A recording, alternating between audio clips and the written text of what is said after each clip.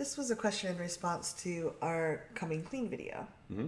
And the person wrote in and said, how can you be sure that your partner won't just freak out and walk away? Or is it better to come clean regardless of what will happen? When shouldn't I come clean? This is Reid from ReidAboutSex.com. Cathy from theintimacydojo.com. Ooh, that's a good one. Yeah. When shouldn't you come clean? When your partner's exhausted. When or sick. You're in front of a congressional hearing committee and you need to plead the fifth. I think that probably makes sense. Yeah, probably is a good time not to come clean. Yeah. Talk to your lawyer first. Talk to your lawyer, yeah. Get some legal representation. We're not lawyers, nor do we play them on the internet. I think he's talking about with your partner. Okay. And one thing I like to do is ask them if it's a good time to talk. Because there are times when, like last night, we were both really tired and we started squabbling. Mm-hmm. So, and it probably, if we'd just gotten some sleep and talked about it in the morning, it might have been a lot easier. So 3 a.m. is never a good time to start deep conversation. No. Especially after working all day long. Mm-hmm. So look at, is your partner tired? Look at HALT, hungry, angry, lonely, tired. And again, it's not your sole responsibility to have your partner's tanks filled, but it's a good thing to, it's very useful sometimes to check in and see how they're doing. Like if they're exhausted, they're sick, they haven't eaten, they haven't had some social time, or they're just frazzled, it might be a good time. It might be better to wait till another time. Mm-hmm. If they are always frazzled and always exhausted and tired and don't put... Then they're parents. Yes. But I wouldn't recommend just putting off the talk forever. Like, complete... Yeah. Like, set a time. Like, hey, there's some things that we haven't had a chance to talk about. Can we schedule tomorrow at 7 p.m. while the kids are watching Disney? Mm-hmm. Or whatever's on at 7 p.m. now.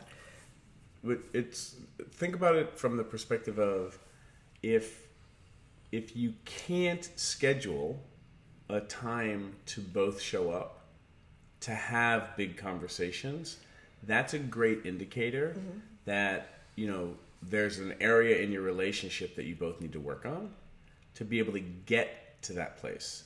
Nothing's necessarily broken, but over time, not being able to say like, hey, when you get home from work and I get home from work on Wednesday, I'd love for us to make dinner or whatever. And then, there's a couple of things I want to talk about, like just big topics, and you can list the topics. Can we put that on the calendar? Or on Saturday when we're both home, can we put this on the calendar? Mm-hmm. Check in. You can do because if this is like a new thing for everybody and you're trying to get good at it, create 2 dates. Like we've got Wednesday, Saturday's our fallback, because sometimes, people are dreading the conversations and have, anxiety or just fears, or, something comes up and then you have to move it.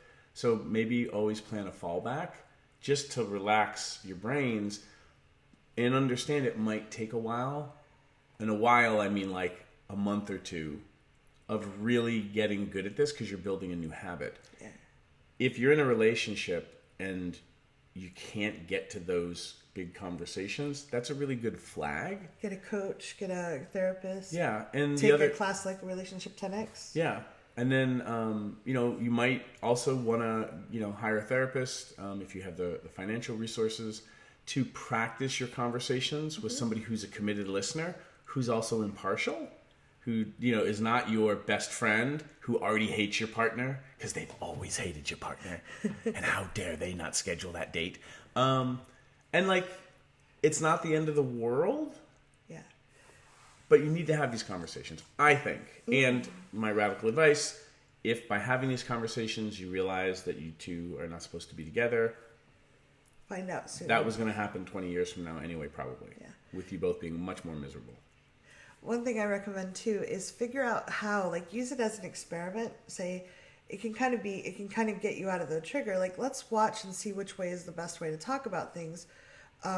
My best friend for a while had a partner that he had to write everything out in an email. So if he wanted to have a conversation, the best way for them was for him to write it out in the email, send it to her, and then a week later they would sit down and talk about it, because she had time to process it and kind of chew on it. Other people go to her therapist. Maybe, right? It's about support, because most of us grew up in families where the parents never talked about anything. Yeah. So where do you think your friend or your lover got their skill sets from? Probably they don't have them. Yeah. So figuring out what way, because different things, some people want to talk about it in person and agree not to leave until it's hashed out. Other people need time to process or cool down, or they read better than they hear. So just kind of paying attention to those things can help the come cleaner. Yeah. Give it a shot. Let us know, what are your ways to get clarity on having conversations, and when do you think is a bad time to start a conversation? Yeah, leave comments below. I mean, obviously, at somebody's funeral, it's like, I've been meaning to talk to you about, no. Or from stage at the company picnic or something. A stage from the company picnic. Again, great examples, and over time, you should be able to schedule a time to have the conversations. Great question. Keep those questions coming in.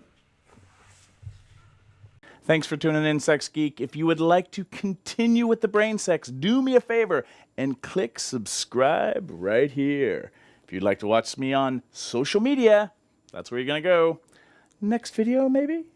And if you really would like your own Sex Geek t-shirt, please click right here, right now. Boop.